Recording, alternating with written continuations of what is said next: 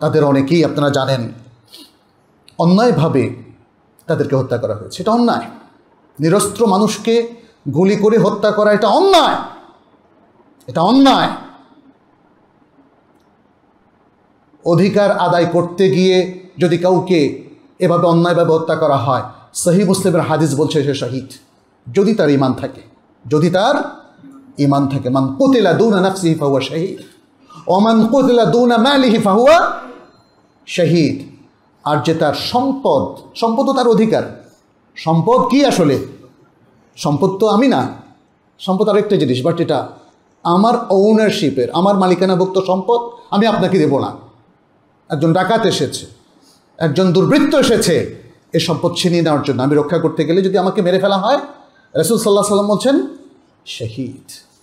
একজন আমাকে আক্রমণ করতে এসেছে, আমি কিন্তু কোনো অপরাধ করি নাই, আমি আমার বৈধ অধিকারটা চাচ্ছি, আমাকে জোর করে হত্যা করা হলো, রাসূল সাল্লাল্লাহু আলাইহি ওয়াসাল্লাম বলছেন তিনিও শহীদ। তবে একটা শর্ত থাকবে, তার ঈমান থাকতে হবে, মৃত্যুর সময় তার ঈমান থাকতে হবে। আমরা দোয়া করি আল্লাহ তাআলা তাদেরকে যেন জান্নাতুল ফেরদাউস নসিব করেন।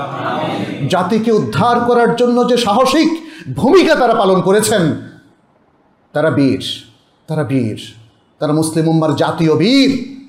আল্লাহ যেন তাদেরকে ক্ষমা করে দেন, যদি কোনো তাদের ভুল থাকে। আল্লাহ যেন তাদেরকে জান্নাতুল ফিরদাউস নসিব করেন এবং জান্নাতুল ফিরদাউসের আলা দরজায় আল্লাহ যেন তাদেরকে স্থান দেন। আল্লাহুম্মা আমিন। পাশাপাশি আরও কিছু জিনিস কিন্তু আমাদের বর্তায়।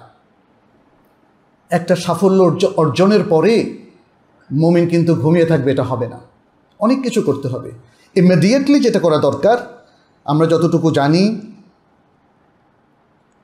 নানাভাবে আমাদের অনেক ছোট ভাইয়েরা কিংবা জনগণের মধ্যে অনেক মানুষ তারা আহত হয়েছে, কারো চোখ নষ্ট হয়েছে, কান নষ্ট হয়েছে, হাত নষ্ট হয়েছে। এদের সাহায্য সহযোগিতা প্রয়োজন। এরা আমাদের ভাই। কোনো মুসলিম যখন কোনো বিপদে পড়ে তার পাশে দাঁড়ানো দরকার। আর এরা তো দেশ এবং জাতির কল্যাণেই তারা আহত নিহত হয়েছে।